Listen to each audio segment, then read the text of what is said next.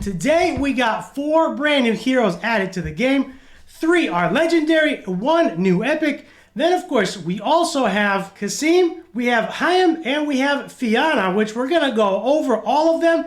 And then the new epic hero is Orchi. And of course, right now, the advanced summon rates for Kassim are up 3 times, which is gonna be really nice. If you are trying to pull him, this is the time to do it. We also have new gameplay update. We have Chosen Factions Challenge, which is awesome, which comes with 2 brand new gear sets and a new magic pass. There's a lot to cover, so let's jump into it.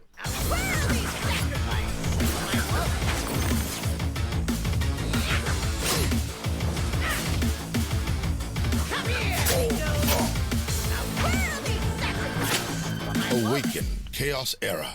So there is the new hero, Kassim. He looks pretty cool. I like his turban on his head. He's a fortune seeker, and it looks like he's got all of his shinies, all of his goodies in his hat. That's where he keeps them all. So that is the first one. If we go to the index, in no particular order, we start from Holy Light Empire. Of course, we have Fianna. I don't know why they didn't name her Fiona, but that's okay. That works out just as well. As you can see, she looks pretty cool. She looks a little bit more like an epic than a legendary. However, she is a legendary and she has a very interesting kit. The first thing that I notice about her is if you look at her stats, her attack is S tier, which makes her really, really good, right? That is awesome. Her speed, she's a little bit slower, so you're going to have to be mindful of that. But what she lacks in speed, she will make up for in attack, which is awesome. She already starts off at S tier. Then if we look at her trait, going over her trait very quickly, Warmongerer is her trait, grants a shield with strength equal to 20% of her max health for 2 turns.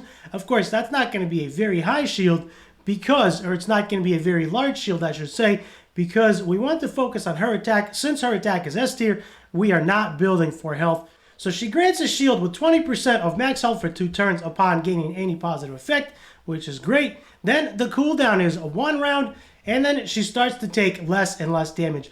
Negative 6% damage taken before the attacks, down to negative 30% per positive effect on this character. So that tells me one thing. She's going to be very good in arena defense, right? She starts to take more and more damage with buffs. Now, this is kind of interesting. Her basic is kind of like Nathalia's trait. Random stat up. Randomly grants either attack up, defense up, speed up, crit rate, or damage up positive effects. That's kind of cool. So her basic is going to be very, very nice, most likely in Clan Boss. And she deals 150% damage to the enemy with the random stats up. The random stats I'm not a big fan of because sometimes they can throw your team out of tune, out of sequence, where certain people you want going before other heroes, right, or after other heroes with the random speed boost. This is going to throw that off a little bit, so I'm not really a big fan of that. The passive is a dash. This character attacks with an additional dash under 3 or more positive effects, dealing 120% damage to an enemy while extending the stats up positive effects by 1 turn. So that's kind of cool. As long as she has 3 or more positive effects, she will deal extra damage to the enemy and extend her stats up, which is really nice.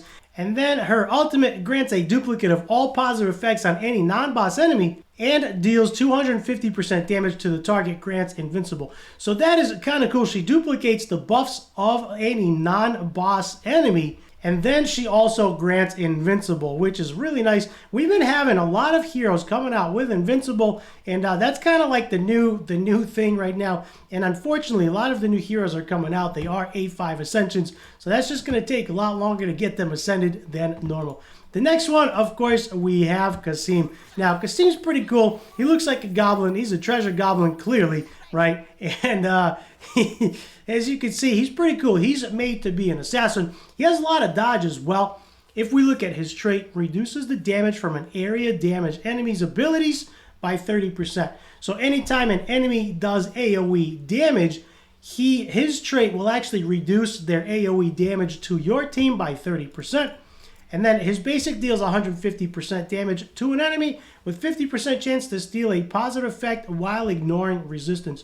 So the while ignoring resistance portion down here where it says while ignoring resistance is pretty cool because to me that says that is almost a guaranteed chance to steal 1 positive effect, which is very, very nice. So the more turns he takes, the more positive effects he steals, right? And he cannot be resisted because it gets ignored.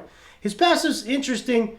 removes a control effect upon any area damage, enemy ability, and counterattacks for 150% damage against whichever enemy has the highest attack. So there's a lot going on there. He does remove a control effect such as taunt or stun, which is kind of cool. And then he also counterattacks, but he doesn't counterattack that enemy. He will counterattack the enemy with the highest attack. It's kind of funky, so you have to know, or you have to kind of guess as to who has the highest attack on the enemy team. But the fact that he does remove it and he does counterattack sounds pretty good. And of course, that only goes off every 2 rounds. And then if we look at his ultimate, he grants dodge up. Now, dodge up is very interesting. He grants 100% dodge, which is really cool. Makes him kind of tanky without making him really tanky, right? Because he dodges a lot of the attacks, he does not need a ton of defense and a ton of HP. And he grants dodge up, removes 1 positive effect, and deals 200% damage to the target, which scales based on the amount of health lost, and ignores element stats of the target.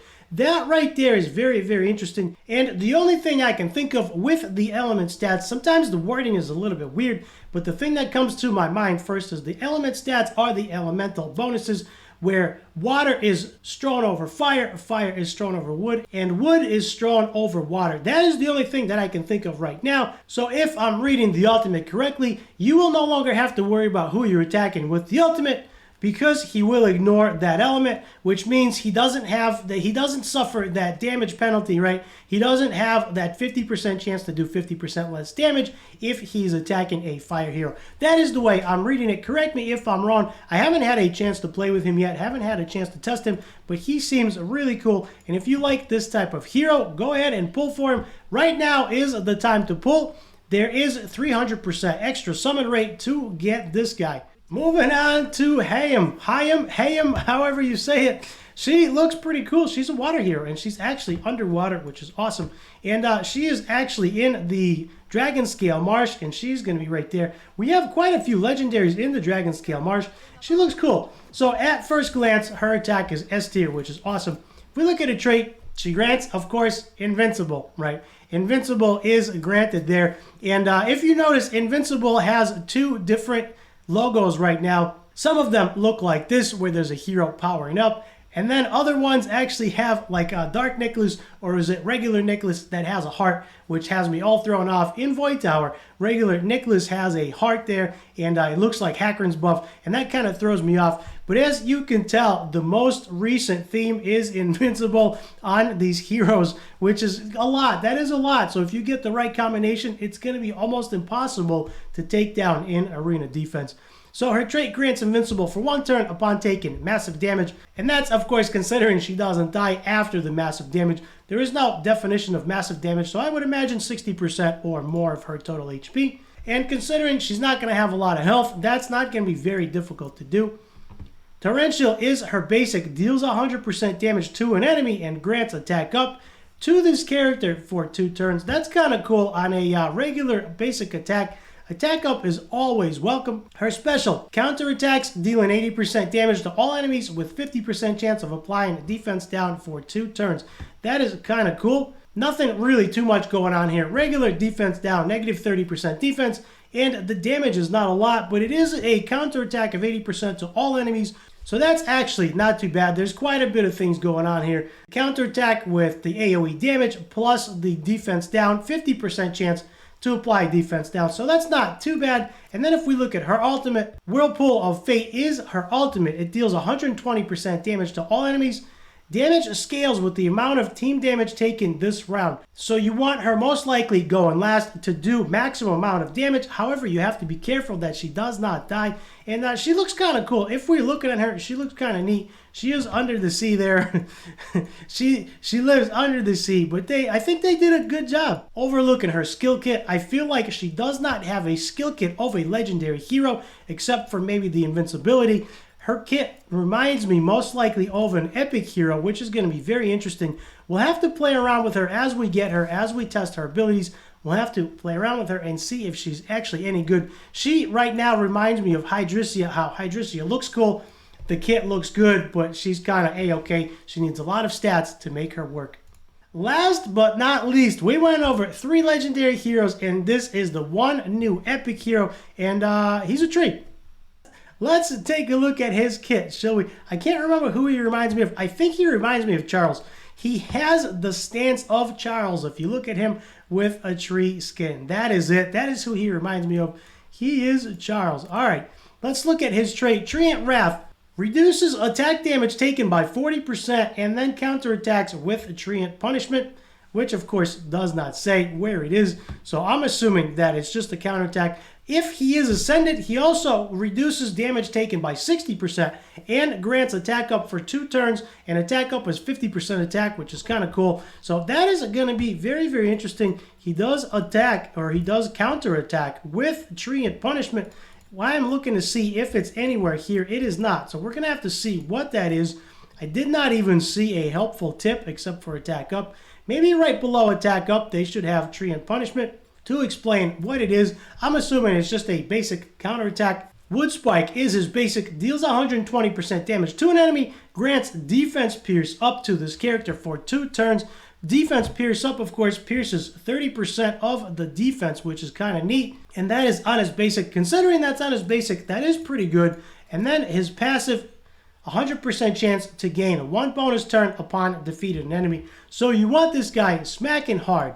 Right? You want this guy smacking hard to take an extra turn. And then if you put him in a curse set, he can most likely take another turn, which is kind of cool. He can continue using the defense pierce for his advantage, right? And if we look at his ultimate removes all negative effects, deals 200% damage to an enemy, and recovers health equal to 40% of the damage dealt. So again, his ultimate looks cool. 3-turn cooldown, which is not too bad, especially if he's taken multiple turns in the curse set and from his passive. And then of course he removes all the negative effects and recovers health. So there's a lot going on there. I feel like this is actually a pretty good kit, probably much better than some of the legendaries available. He is not much to look at. However, I'm not sure what's going on with the pointy shoes there. Maybe he met Peter Pan. He's got the pointy shoes going on, but it seems like he's got a pretty good kit with his trait, with his basic, with his passive, and then of course with his ultimate. There's a lot going on there, and he will be a welcome addition to my roster. So those are the 4 brand new heroes. The next thing on the list we have is new game mode, of course, which is the Chosen Faction Challenge. Prevail to earn ultimate challenge keys and the right to challenge Batwolf for supremacy and huge rewards. 2 factions unlocked daily. So this is the faction war. If you are playing Raid, if you've played Raid Shadow Legends at any point, this is a faction wars. And I knew I called it when they announced it. When they announced the new game mode, we were joking around in Discord about new factions. And this is going to be faction wars. So Lydia, here I come. And that's a raid joke. That's an inside raid joke. I do have Lydia on my raid account, which I'm really not playing much of right now. All I'm doing is clan boss, and that's it. But I did complete faction wars, and I'm looking forward to the challenge of these faction wars. Every day we will get unlocked 2 faction wars, and we get new rewards for completing faction wars, right? So every time we complete a challenge, we get stars awarded, right, depending on how good we did. As you can see here, there is your progress, 10 to 150 stars. This is the rewards that we get. And then as we start climbing into the higher stars, and then if we start climbing into higher difficulties, we get better and better rewards as it goes. Now the way that this works is as you complete this, if you lose 1 or less heroes during the battle, you will get 1 more star, and that'll equal 2. And if you clear the round in 15 or less turns, or if you clear the battle in 15 or less rounds, I should say, you get 3 stars. So if you get 3 stars, this will be 100% maxed out, and then we can go ahead and we can claim our rewards. For so many stars obtained, you get better and better rewards all the way up until 480, and that will be most likely the full clear. We need to get 10 stars for the first reward, and then it climbs from there. Then you get the next reward at 20, at 30, and 40, and these stars do all add up. So as you run all these, and as you complete each one of these, we have 10 keys, of course, and as you can see, as I get to stage 5, this is going to be a first time clear reward, and Epic Astrum is going to be the first time clear reward, which is going to be awesome. I am not going to take up any more time for this video. However, I am going to continue running this, and I'm going to continue earning my rewards. So there it is. That is all the new things that are in this patch update. that we went over. We have new gear sets, we have new faction wars, and I'm really looking forward to clearing some of these faction wars. As someone who's played Raid for a bunch of years and have cleared faction wars and got Lydia, I am looking forward to seeing what the end reward here is. So that is going to do it for now. That is going to do it for me. I'm going to continue going through the faction wars, getting as many stars as I can. Thank you all for watching. Do me a huge favor. Hit the subscribe button down below if you have not subscribed yet. I would very much appreciate it. I am working very hard on getting to 1,000 subscribers so I can get into the content creator program to help me with resources so I can continue making content. That is going to do it for me. Thank you, everybody. Thank you for watching. Thank you for all the subscribes and the support. I will see you in the next video.